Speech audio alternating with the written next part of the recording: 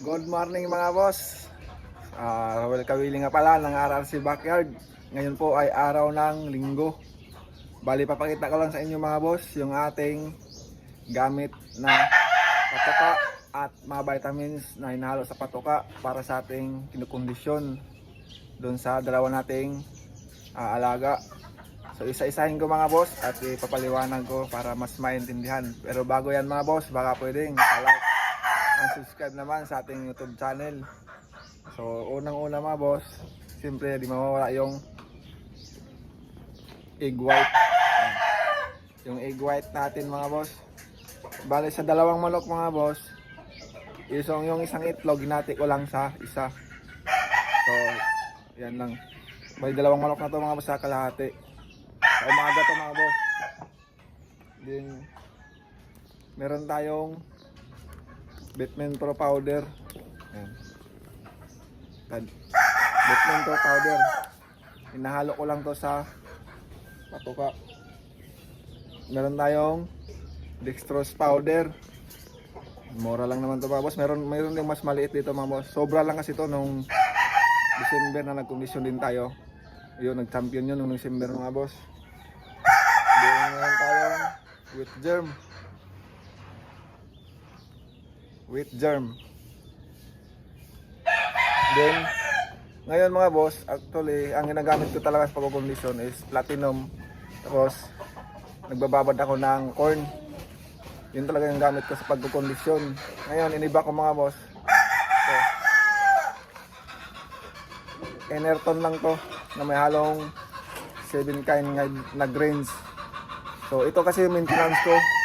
Ngayon medyo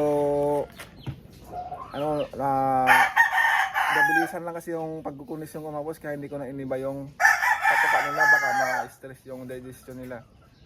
Kaya hindi ko na iniba. Kung ano yung patoka ko ng maintenance, yun na rin yung ginamit kong pangkondisyon. Pero pag may time naman ako mga boss, hindi ako apiki sa araw, talagang naka-schedule na panlaban. Kasi ang ginagawa ko mga boss,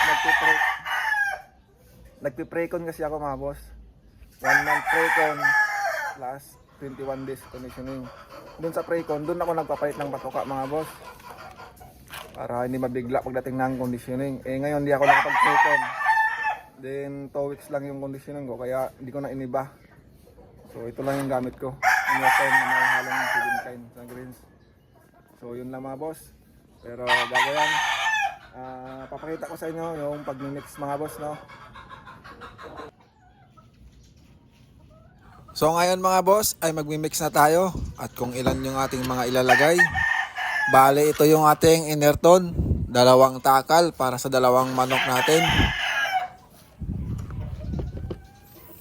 At ito naman yung ating Bitmin Pro, tansya meter na lang to mga boss. Huwag lang masyadong marami at huwag naman masyadong konti.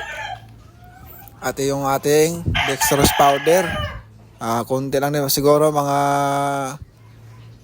kalating teaspoon lang mga boss. Bali 2 lang din sa 2 manok. And then yung ating wheat germ, 1 kutsara lang mga boss para sa 2 manok. Bali pala mga boss, may nakalimutan ako kanina na ipakita, yung ating red cell. So ito yung ating red cell mga boss. Yan. Bale sa 1 manok mga boss ay 3 patak. So dahil 2 manok yung ating kinukondisyon, so 6 na patak yung ating gagawin. So and then mix lang natin mga boss, ay okay na yun. So yun lang mga boss. Pero bago yan, baka pwedeng pa-subscribe naman mga boss. Thank you.